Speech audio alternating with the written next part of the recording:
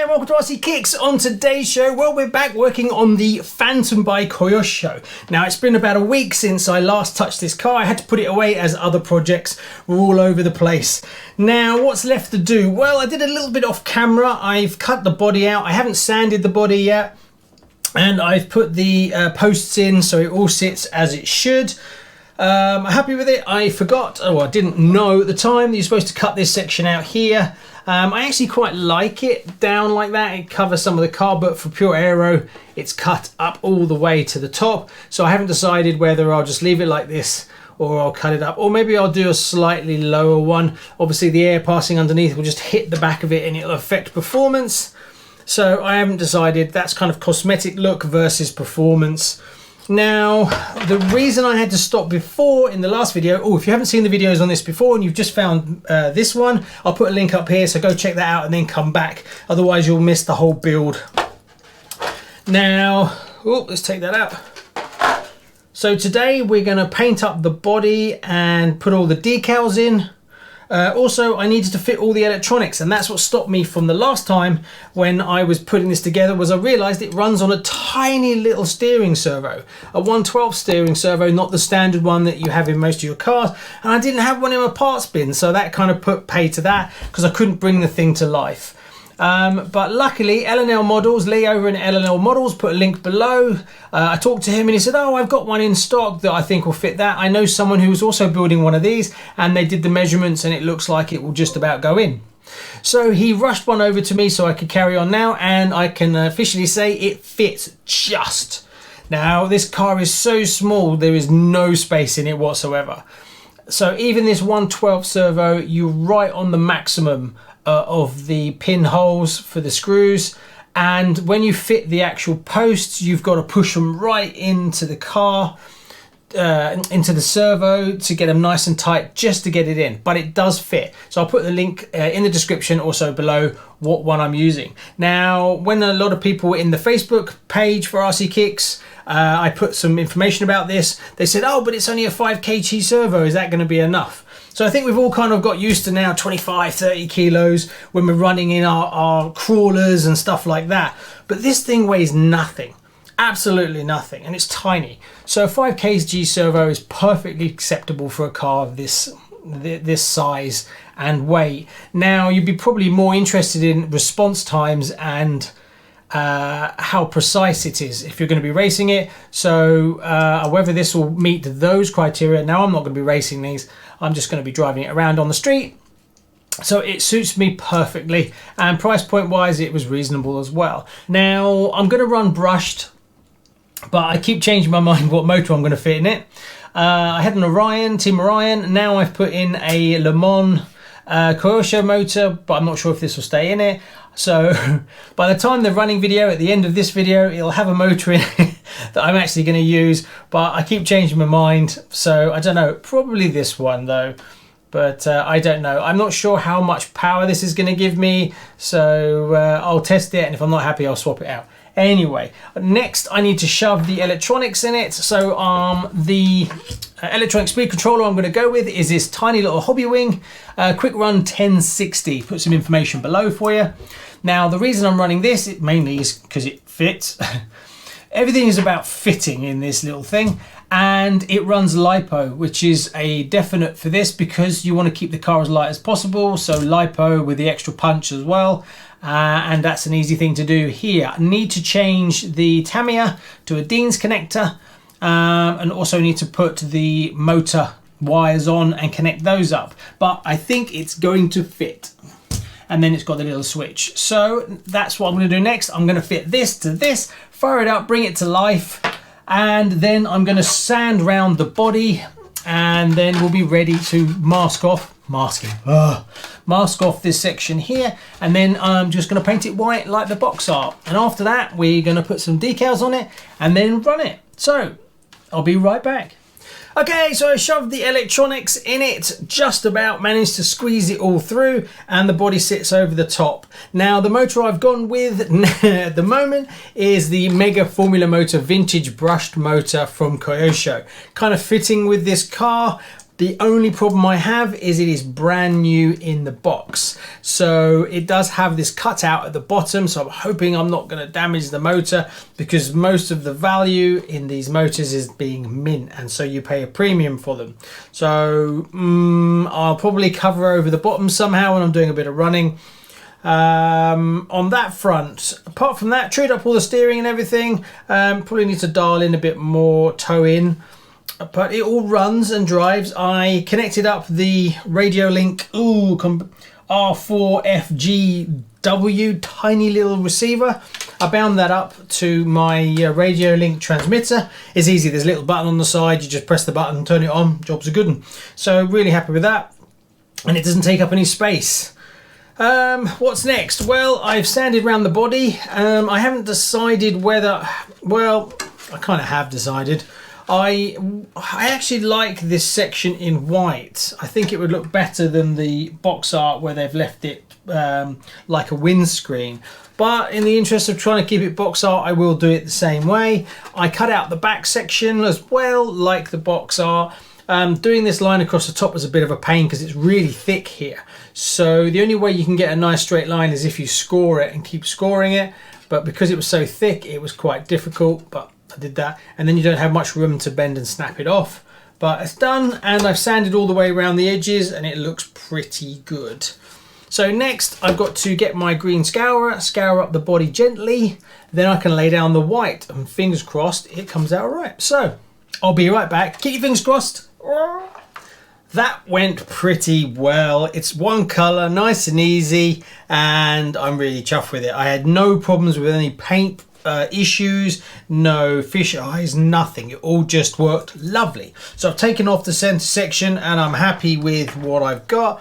It's pretty sharp around the windscreen, but once you use the stickers tidy that up for you anyway, as far as I can tell. So what's next? Well, I've let it dry.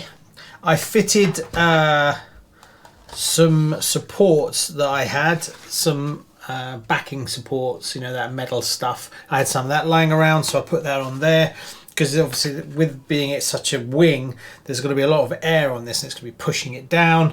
And because I can't back it in another colour without changing the white, it's going to stay like this, so I thought better than having the scratches. One thing else I just noticed, which was brilliant, is that the stickers, you don't have to cut them out. Oh, Kyosho, I love you. After the Fat Fox truck that I did last week, oh, I'll put a link up here if you haven't seen that. It came out brilliantly, but the 4,000 decals that I had to fit on it took days. But all these are all pre-cut. So yeah, Tamia, that would be nice if you could do the same in your kits. I would really appreciate it. Right, so we've got to stick the stickers on, and then once the stickers are on, I've got to paint up the driver, which is pretty straightforward. I'll do that with a paintbrush, and I'll just paint in his helmet and then put the stickers on. So I'll actually paint it from the inside. So let's get the decals on, and then we'll call this one done pretty much. And then we can take it for a blast outside. I'm hoping the road out the front is going to be smooth enough for this. It was okay with the Formula 1 cars, but this is a whole nother level because this has no suspension at all. Right, let's get the decals on. And there you go, all finished. Well, I say all finished. I'm just waiting for the driver to dry. I actually painted the driver from the inside. So if you look at an angle, you can see some of the paint that's actually there. So what I've got to do is, once this dries, I've got to paint over the top in black just to neaten it all up, so that when you look from an angle, you'll only see black. But I need this paint to be completely dry before I do that. So I've just got to leave it to do that. But there you go. Decals, lovely that I didn't have to cut them out, but you've got to be a bit careful to line everything up. I started at the front and worked my way back.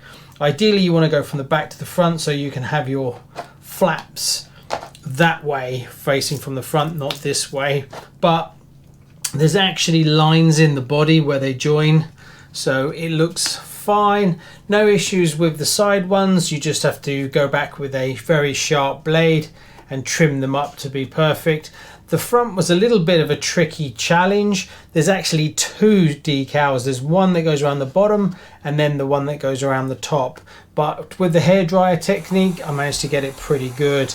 So I didn't have any disasters. In hindsight, if I had more time and I was going to do it again, I would try and color match this paint and actually mask off this section and paint this section instead of trying to use all these stickers, because there's so many bits and pieces that you have to use like 5 different stickers, and it's never as good as if you actually painted it. So that's what I would do if I was going to do a show one.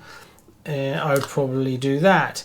No issues with the paint at all. I've put some stickers in. It comes with extra stickers. Actually, Kyosho give you hundreds of stickers. These are the stickers, just extra stickers that you can put on if you like. I stuck to the standard box art.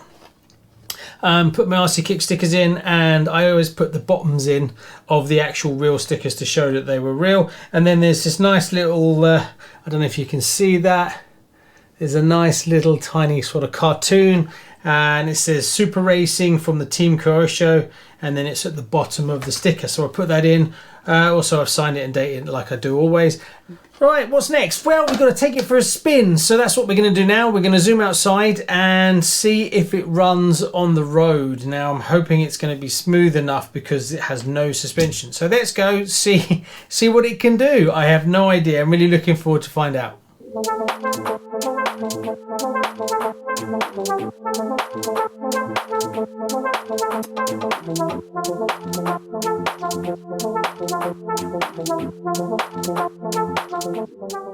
So this is my first run with this car, so I'm just getting used to what it's doing and if it's tracking straight. I'm only at about 30% throttle.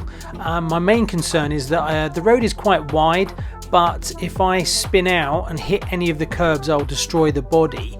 So I'm trying to take it a bit easier at this time. Unfortunately, traffic is an issue. Also, the ground is a bit wet, and as you see here, I almost hit the curb by sliding out the back, so I had to take it easy. It would be so easy to destroy this body because there is no protection for it. I decided to try the lane down the side of the house, but unfortunately there's too much grit and gravel, so the car didn't like it. Also, it's just picking up lots of dirt.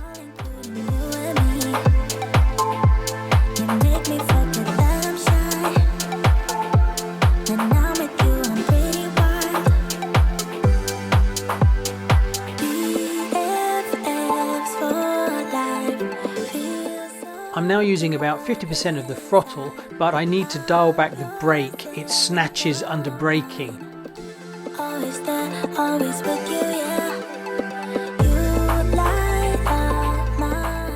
As you can see from the next shot, it's got some serious get up and go and will track a normal car no problem.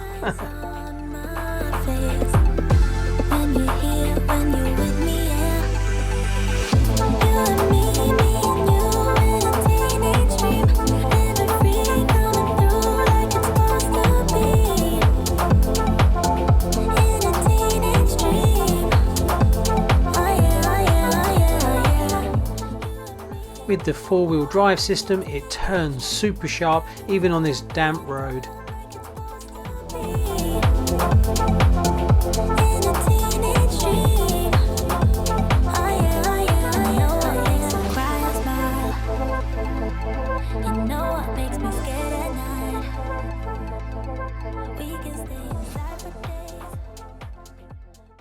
So there you go. I'm pretty sure you can see from the footage this thing is insanely fast. I mean, I've never driven anything quite like this. I'm running on a Formula Mega motor from Kyosho, which is a vintage brushed motor, and oh my god, the thing just get up and goes. I couldn't drive it flat out because I was worried that if I span out and I hit one of the curbs, it would destroy the body. And the body is so vulnerable that you need a big open space. Plus, I needed to dial in the brake as well. It was braking too hard and the back was getting too twitchy. So I need to dial that in. But the experience for me, oh my god, it's amazing. After driving buggies and stuff like that, going from that to this, it's quick. very quick. Now I need to put a actual speed tester on it to find out, but I couldn't run it flat out the front. I was too worried I was going to smash it up.